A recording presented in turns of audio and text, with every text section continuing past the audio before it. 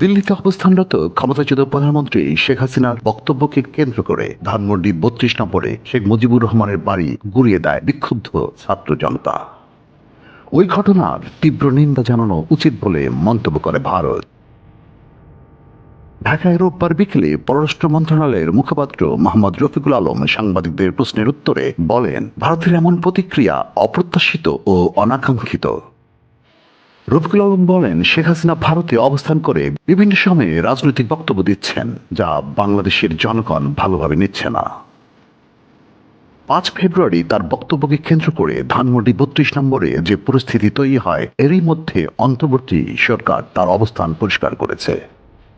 এ বিষয়ে ৬ ফেব্রুয়ারি ভারতের পররাষ্ট্র মন্ত্রণালয়ের একটি মন্তব্য অন্তর্বর্তী সরকারের নজরে এসেছে। পররাষ্ট্র মন্ত্রণালয়ের মুখপাত্র বলেন, আমরা প্রতিবেশী দেশটিতে নানা ধরনের বিরূপ পরিস্থিতি হতে দেখেছি, কিন্তু বাংলাদেশ কোনো রাষ্ট্রের অভ্যন্তরীণ বিষয়ে কোনো বক্তব্য দেয় না। অন্যদের কাছ থেকেও বাংলাদেশ একই বিষয়ে প্রত্যাশা করে। দিল্লিতে বসে সামাজিক যোগাযোগ মাধ্যম সহ বিভিন্ন প্ল্যাটফর্ম ব্যবহার করে বাংলাদেশে অস্থিতিশীল সৃষ্টির লক্ষ্যে সাবেক প্রধানমন্ত্রী শেখ হাসিনা ক্রমাগত মিথ্যা বানোয়াট মন্তব্য ও বিবৃতি দেওয়ার কথা উল্লেখ করে ভারতের কাছে তীব্র প্রতিবাদ জানিয়েছে বাংলাদেশ। পররাষ্ট্র মন্ত্রণালয় ঢাকায় ভারতের ভারপ্রাপ্ত হাইকমিশনারকে তলব করে তার হাতে একটি প্রতিবাদপত্র তুলে দেয়। ভারতের ভারপ্রাপ্ত হাইকমিশনারকে তলবের একদিন পর শুক্রবার বাংলাদেশের ভারপ্রাপ্ত হাইকমিশনারকে তলব করে দিল্লি।